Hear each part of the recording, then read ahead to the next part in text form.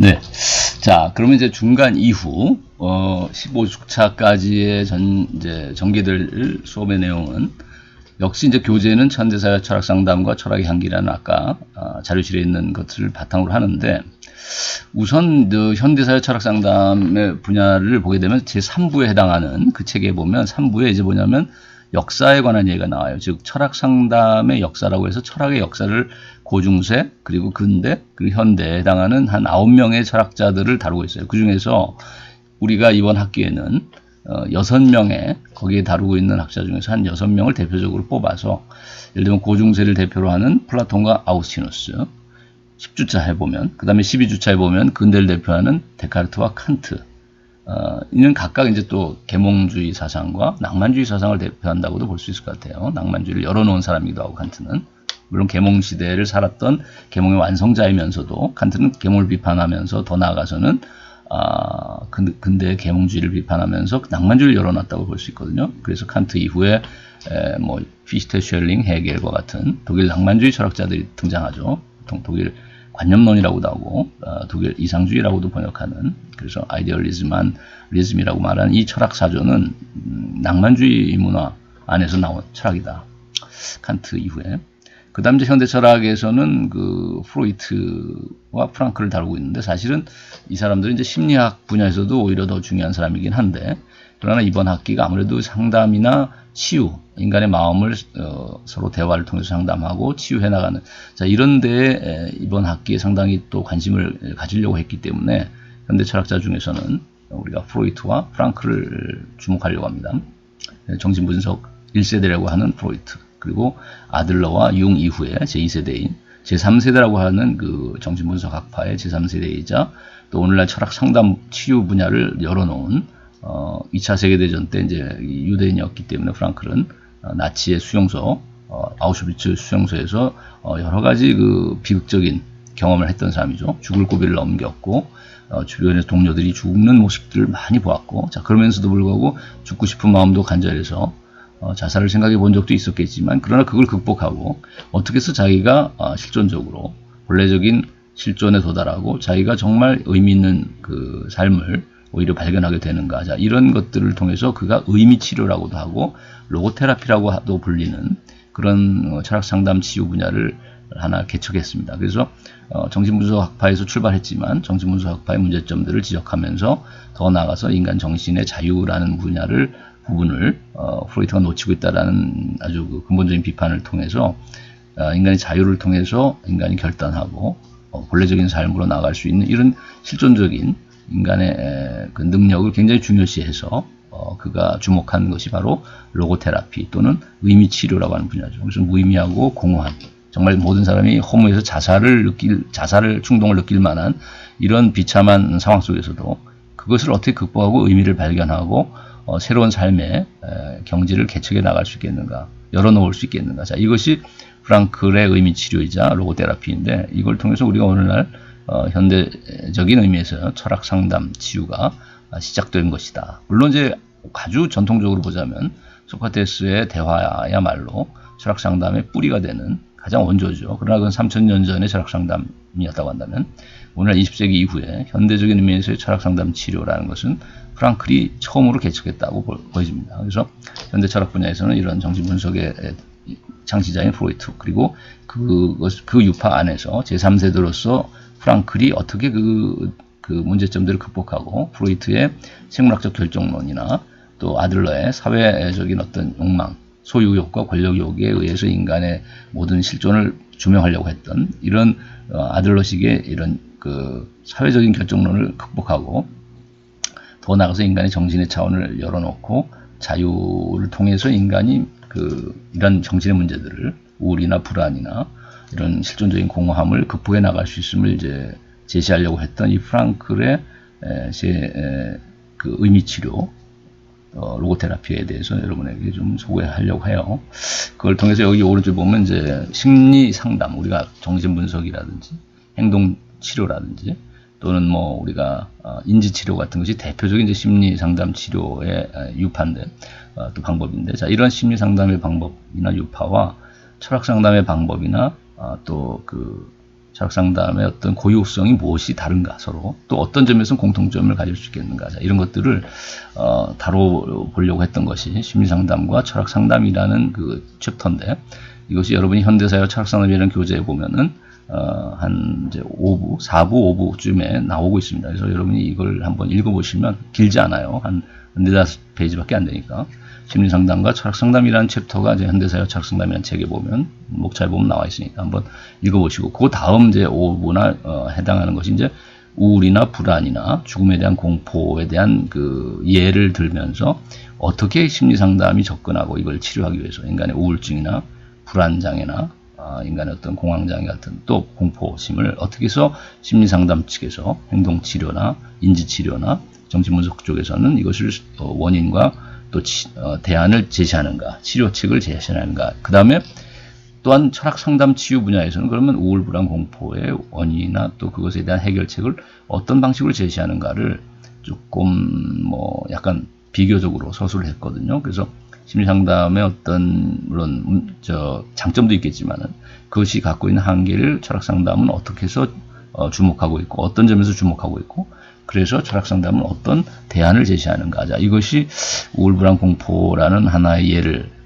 하나 들면서 그 예들 속에서 두 유파의 심리상담과 철학상담의 어떤 공통점과 차이점을 보여주고 있는 이제 그것이 한 5부쯤 될 것 같아요. 그래서 현대사회 철학상담이라는 교재를 좀 더 읽어보시면 이 문제를 자세히 알 수 있을 것 같아요. 그래서 이제 우리가 중간 이후에 다루고자 하는 것은 철학의 향기에서 보자면 제 9주째 보면은 이제 인간과 도덕이라고 하는 제 챕터 2장입니다. 아까 말했듯이 철학의 향기라는 이 책 중에서는 제 1편이 철학의 향기고 제 1부가 인간과 철학이라고 되어 있는데 그 1부만을 다룬다고 했죠. 그 1부의 1장이 앞서 8주차까지 다뤘던 기술과 철학이라고 한다면 자 우리가 9주차부터 15주차까지는 제2장, 제1부 2장인 인간과 도덕이라는 제목으로 된 이 챕터만을 다룰 것입니다. 거기에 보면 우리가 10주차 때 보자면 이성의 두 가지 의미라고 하는 2장의 제1절이 바로 그런 내용이에요. 철학의 향기에. 그 다음에 2장의 제2절은 계몽이란 무엇인가 라는 또 계몽의 두 의미를 다루고 있는, 조명하고 있는데 이것이 11주차에 다룰 내용이고 그 다음에 제2장 제3절이 나는 무엇을 해야 하는가 라는 제목으로 되어 있는 제3절 인간과 도덕의 제3절을 12주차에 다루고자 합니다. 그 다음에 13주차에는 제2장 인간과 도덕 중에서도 제4절 문화란 무엇인가 라는 챕터를 다루고자 해요. 예, 그래서 이것이 이제 철학의 향기라는 그 교재 2장에 해당하는 내용들을 1, 2, 3, 4절을 쭉 요약해 주면서 또 한편에서는 현대사회 철학상담에 나오고 있는 이런 심리상담이나 철학상담의 어떤 공통점과 차이점에 대한 내용까지를 망라해서 서로 같이 연결고리를 갖고 서로 같이 다뤄주고자 하는 것이 이번 학기 이제 과제입니다. 그래서 크게 교재는 이 철학의 향기하고 현대사회 철학상담이라는 두 가지고, 그 다음에 철학의 향기로 보자면 제1장과 2장에 해당하는 제1부, 인간과 철학이라는 제1부만을 이번 학기 다룬다. 그래서 여러분이 그 자료실에 반드시 강의 자료실을 여러분이 클릭해가지고 이 두 교재를 반드시 다운 받으시기 바랍니다. 그래서 미리 예습을 하면 참 좋겠고 또는 복습을 통해서 다시 한번 성찰할 수 있는 자 그걸 통해서 여러분이 어려운 철학이지만 조금 더 나은 이해에 도달할 수 있는 자 그런 기회를 여러분에게 주려고 하니까 우리가 이 강의 내용만 가지고서는 이 PPT 자료만 가지고서는 여러분이 정말 낯설고 힘든 내용들이 많아요. 왜냐하면 용어도 그렇고 생경할 것이고 철학자도 처음 들어보는 사람도 있을 것이고 철학의 어떤 용어들, 철학 수로들이 개념들이 상당히 어려운 것들도 있을 것이기 때문에 그러나 여러분이 그 교재를 좀 더 숙지를 하고 미리 또는 복습을 통해서 예습을 통해서 숙지한다면 조금 더 알아가는데 도움이 될 것이라는 생각이 듭니다. 반드시 그래서 교재를 여러분이 다운받아서 무료로 제공하는 것이니까 예습 복습을 좀 해주시면 좋겠고 그 다음에 여기 등장하고 있는 플라톤, 아우구스티누스, 고중세 철학, 그 다음에 근대 철학의 데카르트, 칸트, 현대 철학에서 프로이트, 프랑크 이런 사람들은 워낙 유명하니까 아마 검색을 해봐도 인터넷 자료로만 하더라도 상당한 많은 내용이 나올 겁니다. 그래서 다만 그것들을 너무 많은 것들을 자료를 참고할 수는 없겠지만 사전적인 그 자료라도 한 페이지 미만의 그런 짧은 정리라도 여러분이 참고한다면 플라톤에 대한 개요, 아우티누스의 어떤 그 핵심 사상, 데카르트의 또 칸트의 자 이런 프로이트, 프랑클 같은 이런 사람들을 좀 더 여러분이 미리 정리를 하면서 수업에 임하면 좋을 것 같고, 그 다음에 여기 빨간 글씨로 되어 있는 이제 영화들이 5편이 나오죠. 센과 치히로 행방불명, 상단에 맨 첫 번째 일본 영화죠. 그 다음에 레미제라블, 그 다음에 이것은 이제 누굽니까? 프랑스 낭만주의 작가 빅토르 비고의 작품이고, 어퓨 굿맨, 이것은 이제 좀 오래된 니콜 키드만과 그 탐 크루즈가 아주 젊었을 시절에 20대 때 찍었던, 지금 뭐 거의 데뷔작에 가깝게 아주 오래된 영화죠. 법정 드라마고, 서로 살인 사건이 이제 군대에서 일어났고 그거를 이제 파헤치는, 이제 그래서 그 윗선의 어떤 레드 코드를 발견하고는, 그래서 이게 상관의 명령에 의해서 상명하달로 명령에 대해서는 절대 복종이라고 하는 이제 병사가 저지른, 물론 그 과실치사하긴 하지만 그 명령권자는 사실 꼭대기 별을 가진 그 부대장에서 온 것이다라는 이걸 밝혀내고, 그래서 그 대령을 결국 법정에 세워서 유죄 판결을 받아내는 아주 그 힘든 법정 싸움을 이제 벌이고 있는 신출내기 법무관, 그리고 그와 관련된 이제 이야기입니다. 그래서 퓨굿맨은 여러 가지로 수작이라고 하는데, 다만 이제 이것은 조금 호흡이 길게 보지 않으면, 법정 드라마이기 때문에 그때그때 그 법정에서의 그 토론, 법정에서의 이런 논쟁, 이런 것들을 주의 깊게 보지 않으면 좀 루즈해질 수도 있는 영화죠. 그래서 여러분이 한번 기회가 되면 보시고, 레미제라블은 뭐 다 봤으리라고 보는데 한번 그 핵심을 한번 다시 돌아보고, 특히 장발장하고, 그 다음에 여기 보면 왼쪽에 상단에 있는 장발장과 오른쪽 하단에 있는 자베르가 나오죠. 그래서 장발장과 자베르의 어떤 세계관의 차이가 뭘까, 가치관의 차이가 뭘까, 여기에 좀 초점을 맞춰서 봤으면 좋겠어요. 그래서 내가 볼 때는 그 자베르가 계몽주의 철학을 대표한다면, 장발장은 이제 낭만주의 철학을 대표하는 철학의 관점에서 그랬을 수도 있다는 거죠. 철학자로 치자면 계몽주의 철학자가 자베르라면 낭만주의 철학자가 이제 장발장일 수 있지 않겠는가 하는 생각이 들어요. 그래서 계몽의 진정한 의미 중에서도 이제 두 가지 의미를 얘기하는데, 우리가 시대적인 의미에서의 계몽은 우리가 그야말로 이제 계몽주의죠.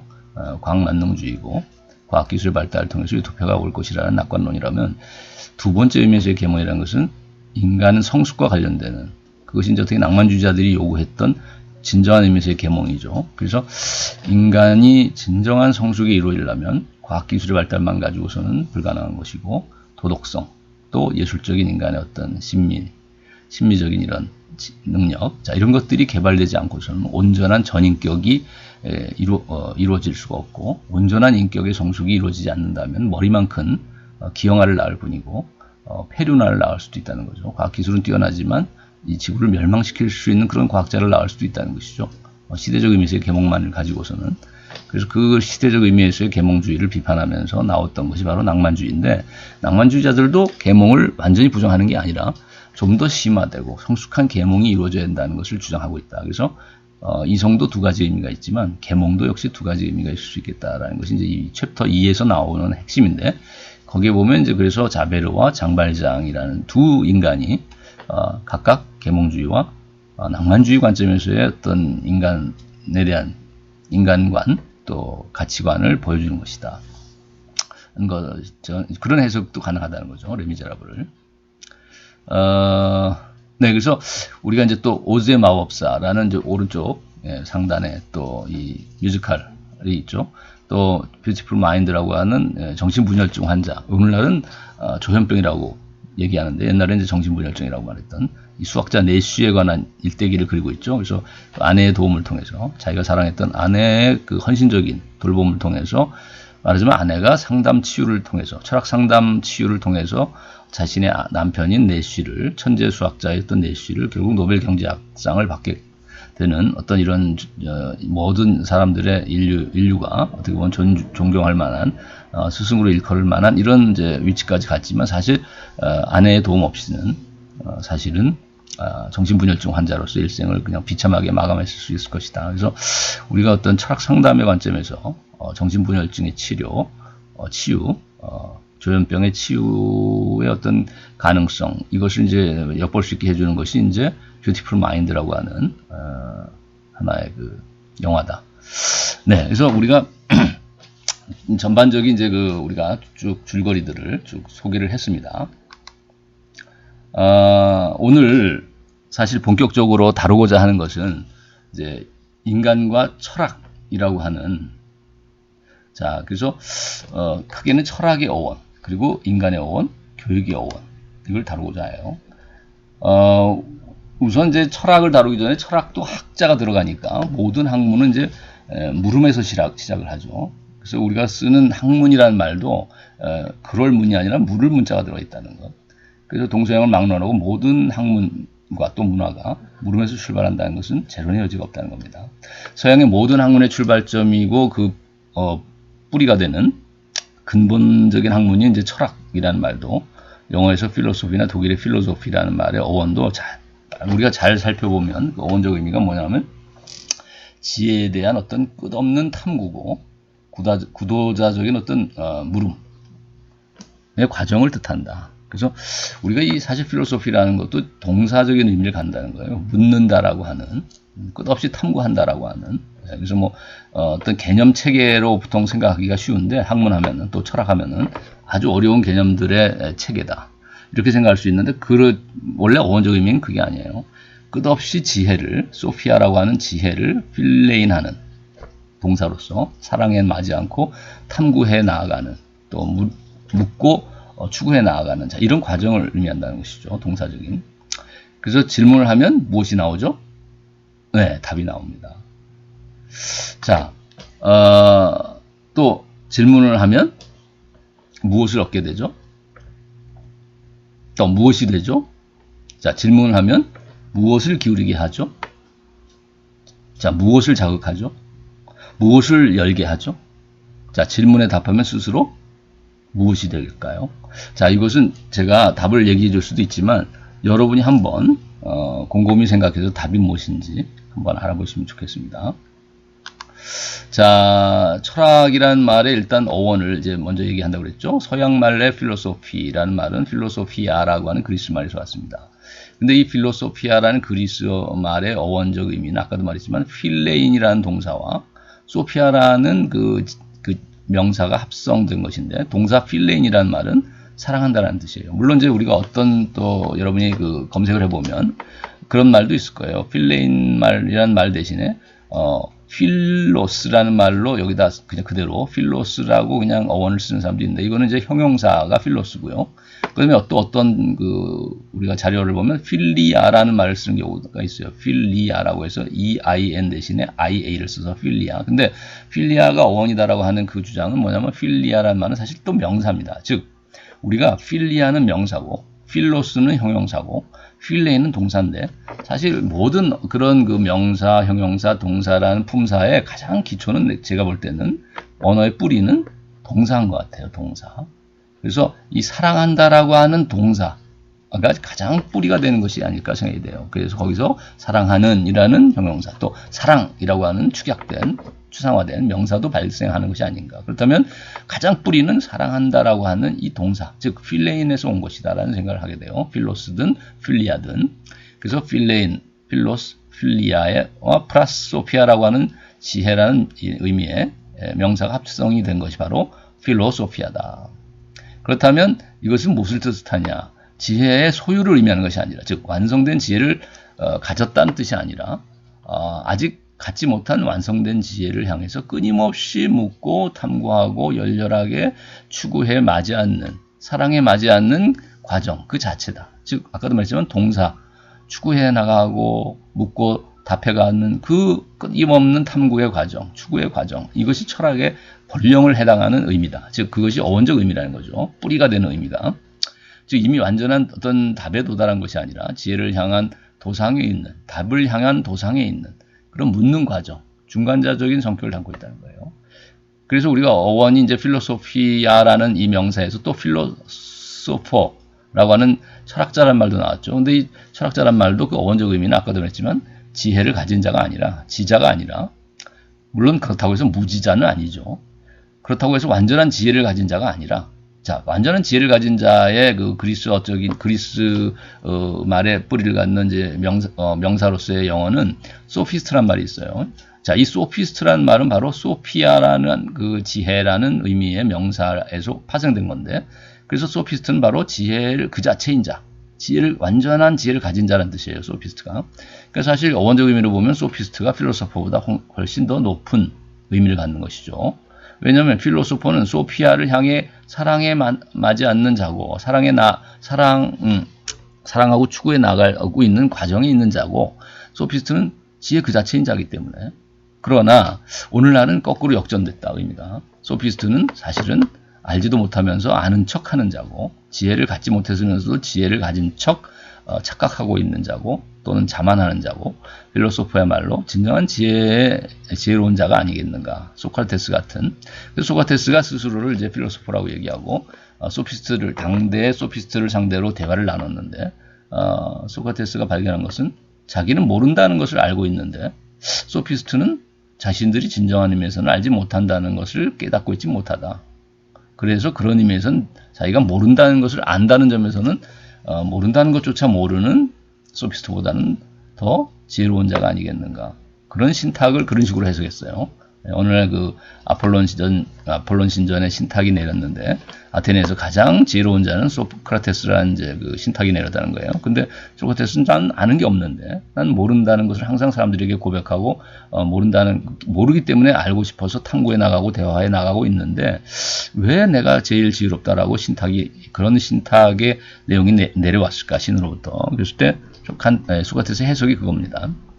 자, 지혜를 사랑하는 철학자는 무지자도 완전한 지혜에 도달한 자도 아니라 끝없는 추구 속에 있는 자, 끝없이 묻고 답을 향해 나아가고 있는 자, 중간자이고, 자, 불완전자인 것입니다. 자, 동양말에 그러면 이제 철학이라는 말에 어원을 보자면, 동양말의 철학은 원래 일본인들이 이건 명치라고 하죠. 요즘 메이지라고 하죠. 옛날에 제가 초등학교 때는 이제 우리식으로 그냥 발글명에 예를 들면 다시를 치다 그러면 우리가 그냥 우리식으로 한자말을 읽어서 그냥 명치유신이랬는데, 이제 예를 들면 모택동 이렇게 읽었는데 요즘은 마오쩌둥이라고 원어 그대로 읽죠. 이런 것처럼 일본어 그대로 읽으면 이제 이건 메이지가 됩니다. 그래서 메이지 유신 때 서양 학문을 수입하여 근대화를 이루는 과정에서 서양말 필로소피아 또는 필로소피를 유교 철학, 유교 문화, 우리가 공자, 맹자, 순자, 노자는 도가죠. 공자, 맹자, 또 순자, 그 다음에 누굽니까? 성리학자, 주자. 자, 이런 사람들의 문화 안에서, 그런 철학자의 철학 안에서 번역을 했던 것이 바로, 근데 이 번역을 한 사람은 니시 아마네라고 그래요. 그래서 한자 말은 서주 이렇게 쓰는데, 하여튼, 이 일본식 발음이 이제 니시 아마네라고 하는데, 니시 아마네라는 그 사람이 바로 이 유가 철학의 조예가 깊어진 사람이고, 그래서 이런 유교 철학의 맥락 안에서 철학이라는 이 조어를 번역어를 이제 만들어냈는데, 원래 있던 말이 아닌 거예요. 철학이란 말은 이 니시 아마네가 만든 말입니다. 철학이란 말은 이 필로소피의 번역말로. 그래서 사실은 이제 유교 경전을 이 사람이 잘 아는 사람인데, 보니까 경전 안에는 철학이란 말은 없었고 철인지학이라는 말은 있었다고 그래요. 그 다음에 성인지학이 있었고 또 현인지학이 있겠죠. 근데 철인지학은 그러면 무엇인가 하면은, 성인의 학문과 현인의 학문이 아니라 철인의 학문이라는 것은 중간자적인 의미를 갖는 거다. 그래서 인지학에서 인지를 빼가지고 철학 이렇게 된 거죠. 철인의 학문이라는 뜻인데, 그럼 철인은 뭐냐면 성인과 현인 사이의 존재인데, 성인은 사실 유가 문화 안에서는 한 명밖에 없어요. 성인이라는 것은 누구죠? 공자, 그죠? 예, 공자 한 명밖에 없습니다. 그래서 완전한 지혜를 가진 자를 성인이라고 한다면, 이제 철인은 뭐냐면, 그 성인이 한 명이라면 현인은 72명이 있다고 그래요. 유가 문화 안에서는. 즉, 공자를 따르는 많은 무리들이 이제 다 현인인데, 그게 72명 있었고, 그 중에서도 10명이 이제 안회라든가 아주 애제자가 있었죠. 공자에. 우리가 논어 같은 책을 보면 이제 대화를 나누고 있는 상대방이 바로 이런 철인인데, 애제자죠.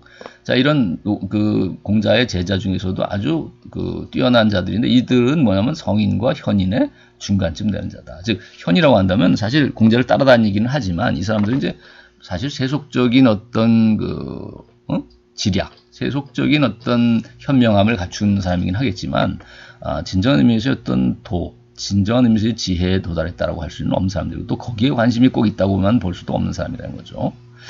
그래서 이 공자가 워낙 지혜롭다고 하니까 완전한 지혜를 가질 만큼 거기서 뭔가 얻을 게 있지 않을까라는 이제 생각에서 왔겠지만 자신의 이익과 어떤 영리를 목적으로 하는 그런 현인들하고 이제 완전한 성인의 경지에 오른 사람하고 그 사이에 이제 있는 것들이 바로 공자의 수제자인 철인이었다.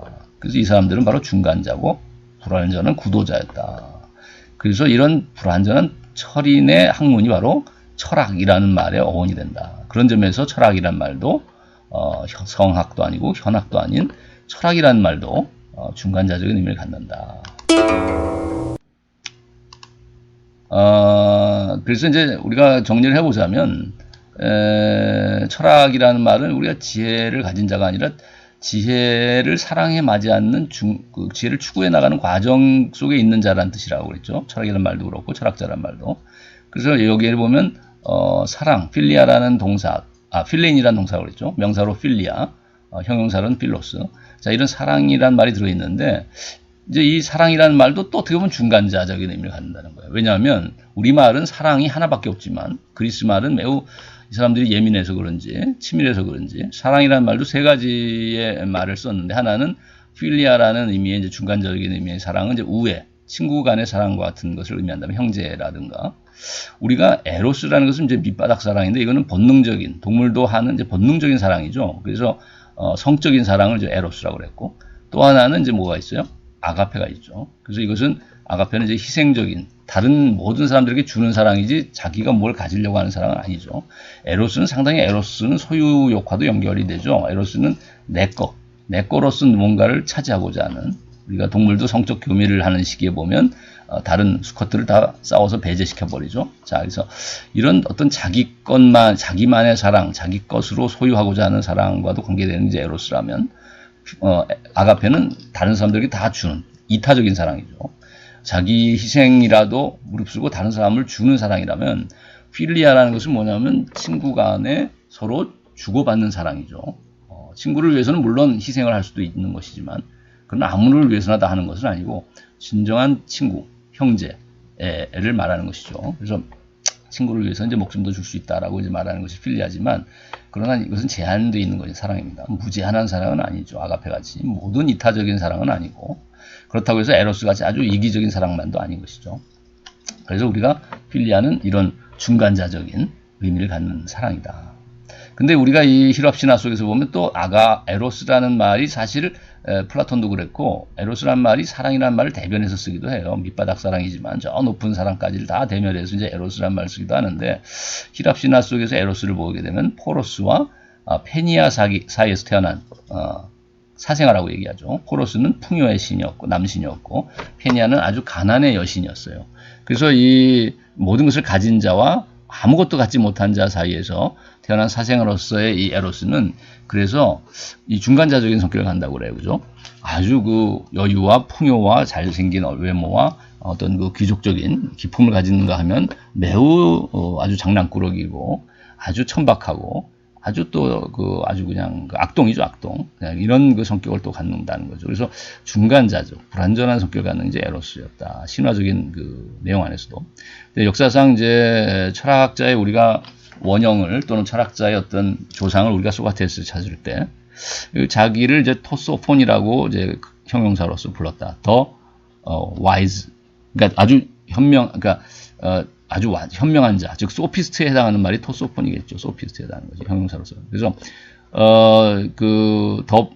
더 플러스 형용사가 이제 뭐 추상명사가 되기도 하잖아요. 영어에서도. 그런 것처럼 지혜로운 자라는 말로 자기를 부르지 않고 소피스트라고 자기를 토필로소폰, 지혜를 사랑하는 자라고만 불렀다. 이는 완전한 지혜를 소유했다고 자처했던 소피스트에 대해서 겸손한 말이고, 소크라테스는 아테네에서 가장 지혜로운 자라는 그 아폴론 신전의 신탁을 받았다고 그랬죠. 그런데 이를 확인해 보려고 지혜로운 자라고 하는 소피스트를 찾아가서 어떤 자기의 모르는 바를 물어봤는데 그 결과는 더 나은 점은 오직 자기는 진정한 의미를 모르기 때문에 물어봤는데 소피스트들은 묻고 또 묻다 보니까 결국은 완전히 알지를 못하는 자였다는 거죠. 소피스트들도. 그러면서도 자기들은 다 완전히 아는 자로서 착각을 하고 살아가더라. 그래서 자기가 모른다는 것조차도 모르는 소피스트에 비해서 자기는 자기가 모른다는 것을 알고 있다. 자각하고 있다. 이걸 무지의 지라고 하죠. 그래서 모든 지혜의 출발점을 우리가 모른다는 것에 대한 자각에서 찾는데, 이게 이제 소크라테스의 대화 기법에서 가장 처음에 추구되는 논박술의 그 전제가 되는 것이죠. 그러니까 논박술은 결국 모른다는 것을 깨닫게 하도록 초점이 맞춰져 있어요. 그리고 더 나아가서 이제 삼파술을 통해서 지혜를 얻게 하는 것. 이것이 이제 소크라테스의 대화의 이중 기법인데, 논박술과 삼파술. 일단 첫 번째 논박술의 목표는 모른다는 것을 깨닫게 하는 데 있는 것입니다. 그래서 상대방의 견해의 맹점이나 문제점들을 지적함을 통해서 스스로 완벽하지 않다는 것, 자신이 알고 있는 것이 완전하지 않다는 것을 깨닫게 하는 것. 이것이 무지의 지혜라고 하는데, 이 무지의 지혜에 도달하게 하는 것이 이제 논박술, 소크라테스의 기초적인 대화법의 목표다. 그다음에 이제 우리가 오늘은 그 무엇을 얘기하려고 한다고 했냐면은 인간이란 무엇인가에 대한 얘기를 하려고 한다고 그랬죠. 잠깐 이제 쉬었다가 하는 것이 좋겠죠. 잠깐 그러면은 잠깐만 쉬었다가.